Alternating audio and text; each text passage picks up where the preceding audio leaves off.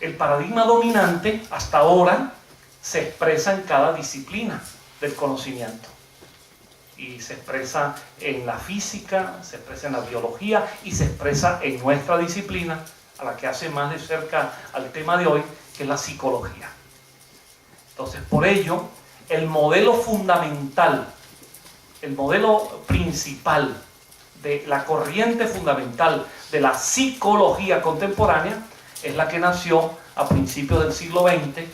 con un estudioso del comportamiento norteamericano, John B. Watson,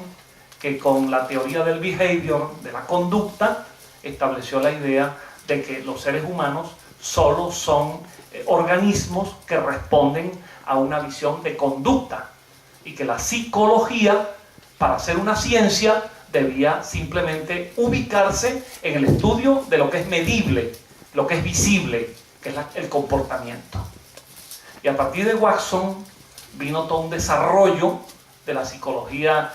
conductual o conductista en el siglo XX, que tomó experiencias del behaviorismo soviético, de Pavlov, de los reflejos condicionados, que tomó el modelo de Skinner, de la relación entre los organismos estimulados que dan respuestas, que si las respuestas se refuerzan, se implantan, y que si dejan de ser reforzadas, se desaprenden. Y todo el paradigma de la psicología dominante se expresa en esa corriente que es el conductismo. Yo fui formado en esa escuela y de hecho fui profesor 30 años en la Escuela de Psicología de la Universidad Central de Venezuela, y mi diseño curricular es modelo de psicología conductista, con su expresión teórica y su expresión terapéutica, para atender pacientes bajo ese esquema. Sin embargo, mi reflexión, mi búsqueda, mi visión de la vida, del ser humano, del mundo, del universo, de Dios, me llevó a que dentro de ese modelo cuestioné muchos conceptos y me fui ubicando en las corrientes de la psicología que se van afinando al paradigma sustitutivo, es decir, al paradigma holístico. Y es allí donde nacen algunas otras alternativas. Y dentro de ellas, la que ahora nos parece más conveniente, que da más respuestas y mejores respuestas, que es la psicología transpersonal. Antes de la psicología transpersonal surgieron otras alternativas ante el conductismo. Una de ellas es el psicoanálisis. Ya Freud y sus seguidores abrieron algunos caminos diferentes a lo que era la psicología conductual, en el sentido de que la conciencia, que en el esquema del paradigma conductual no es otra cosa que el yo, estando en el aquí y en el ahora, Freud llegó a la conclusión clínica, con evidencia empírica y científica, de que la conciencia es apenas una parte pequeña de todo el aparato psíquico humano. Y es Freud quien establece la noción del inconsciente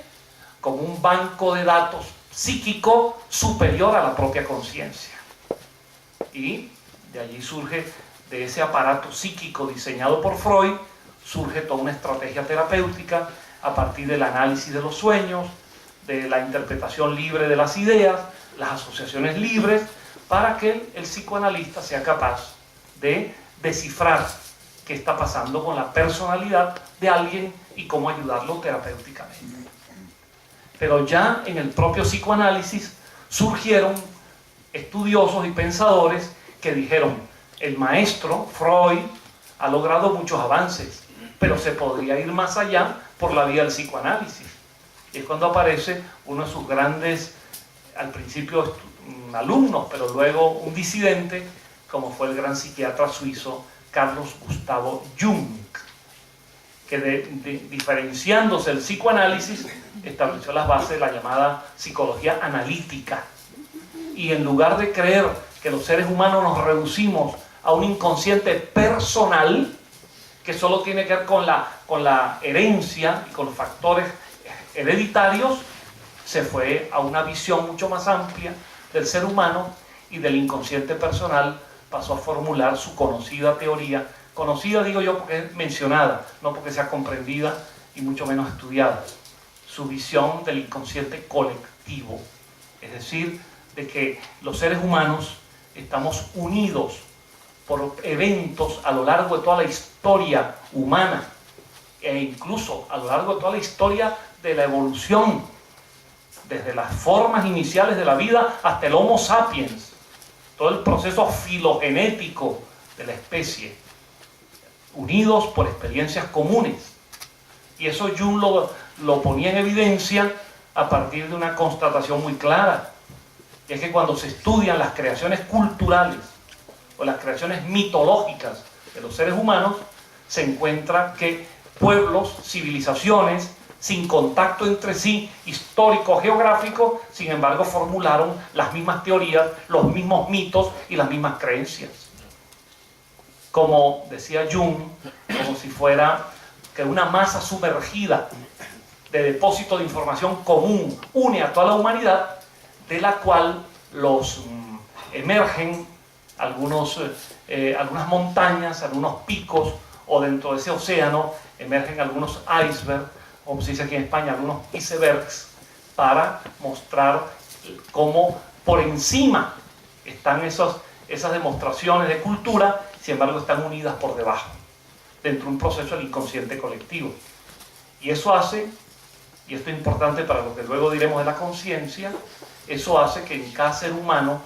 haya, como parte de una historia común de nuestra evolución, donde todos estamos conectados con todo, existen unos resortes psicológicos, emocionales,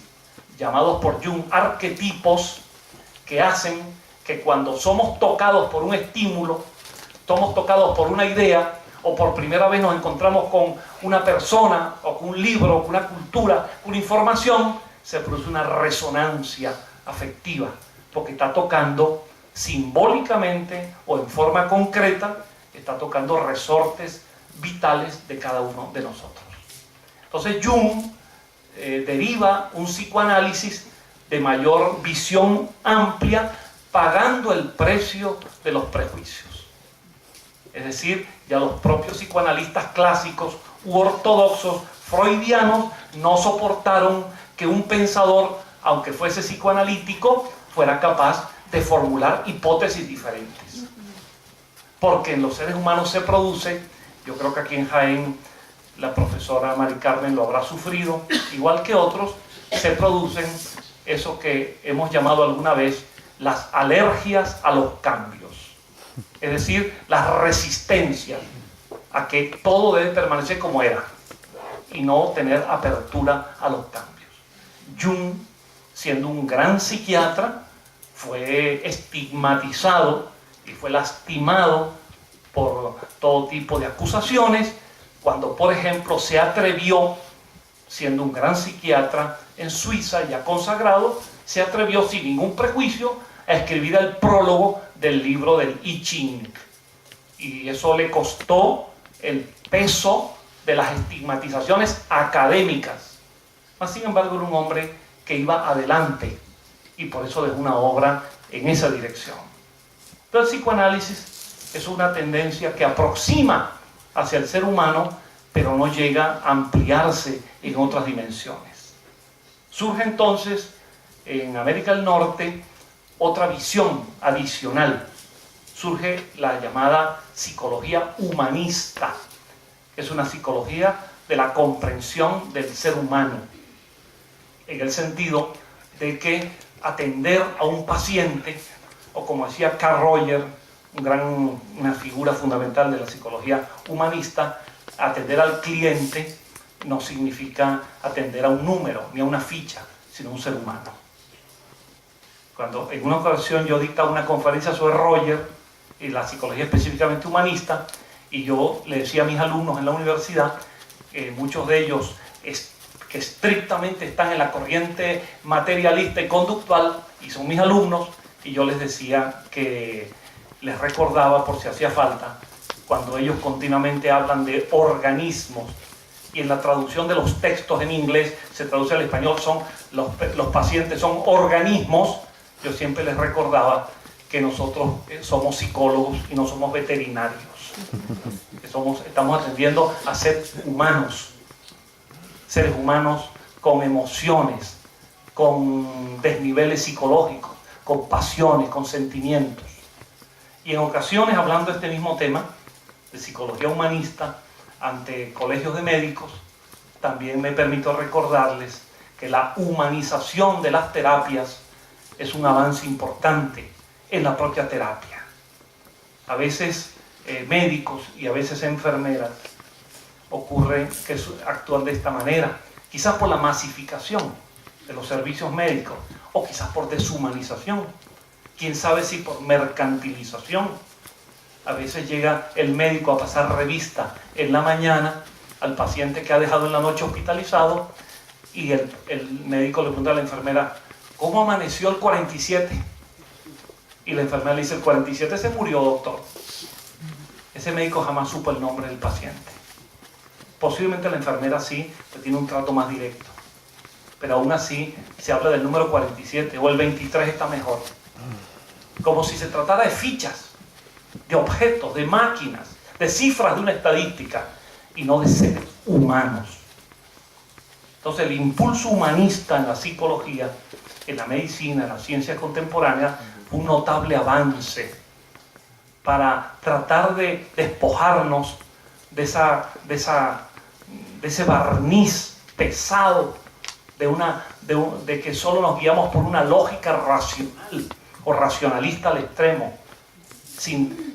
descuidando las inmensas dimensiones del ser humano y entre ellas su espiritualidad y su trascendencia. Y frente a estas tres alternativas surge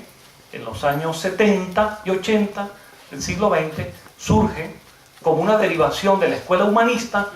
la moderna tendencia de la psicología clínica y general, que es la escuela transpersonal, donde autores clásicos y contemporáneos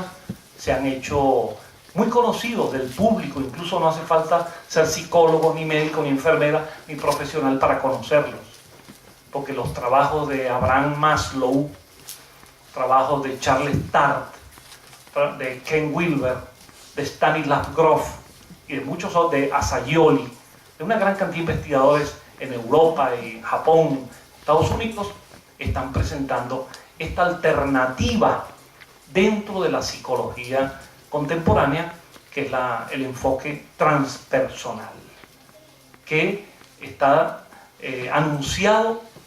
como la cuarta fuerza de la psicología. Y esto alude a que se llamaría de esta manera: primera fuerza al conductismo, segunda fuerza al psicoanálisis, tercera fuerza a la psicología humanista y cuarta fuerza la psicología transpersonal. Todo esto que les he dicho hasta ahora es apenas la introducción. ¿Qué les parece? Esto apenas es la introducción. Por eso quería que tuviéramos aire acondicionado para hablar con más calma. Estoy un poco más rápido de lo que acostumbro a hablar. La psicología transpersonal es la que ha asumido con absoluta tranquilidad y sin prejuicios el estudio de los estados alterados o modificados o expandidos de la conciencia. De hecho, la psicología transpersonal se define como ciencia de la conciencia y de sus estados ampliados. Por ello, una charla sobre estados modificados de la conciencia aquí en la universidad es una charla sobre psicología transpersonal.